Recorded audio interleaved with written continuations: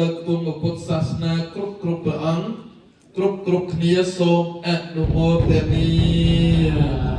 អនុមោទនីទួងសាសនាលើកខ្ពស់ទៅនឹងទៀតខ្ពស់ទៅមុខសូមមើលទួងជ័យចាបណ្ណរាំងស័យតែមានរាស្មីឬស្រស់ល្អហេរុនឹងក្រហមព្រមទាំងពសហំស្បាននឹងពដល់ភ្លើភ្លែងប្រទេតើញព្រមបានស្មាក់ស្មាគមជំនុំគ្នាច្រើនណាស់ព្រមយករាស្មីព្រះពុនគួរត្រេងប្រសាពុនពេលក្រៃកំឡងធ្វើជាសញ្ញាទុនជ័យសាសនានៃសាសនាធំចំបងជួយយើងរាល់គ្នាយកចំចាំចងនឹងដល់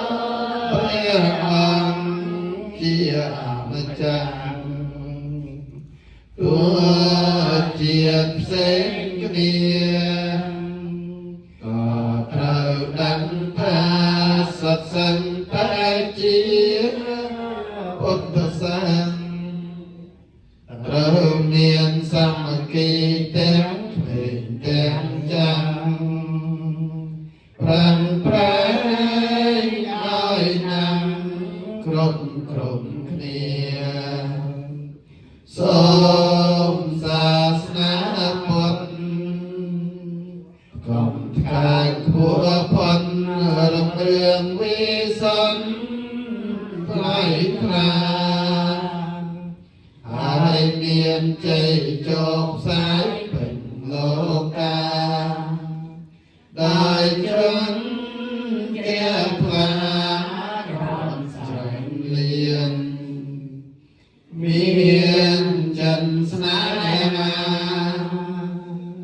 គោរពបូជាចំពោះព្រះធម៌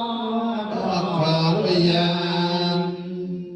ទាំងមនុស្សទេវតាស្នេហាគ្រប់ប្រាណប្រាថ្នាចង់បានសេចក្តីសុខ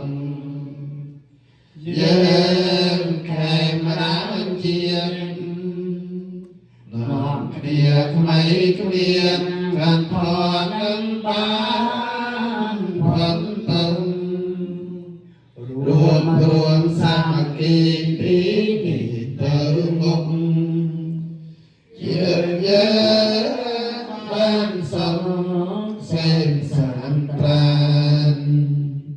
ព្រមព្រៀងប្រព្រឹត្តកម្មធម៌សុចរិតឆ្ពោះទៅកាន់ឋាននឹងព្រៀងជាទីបន្ទុំបានសំសេងសានជាតិយើងនឹងបានសោយសំខានជាតិយើ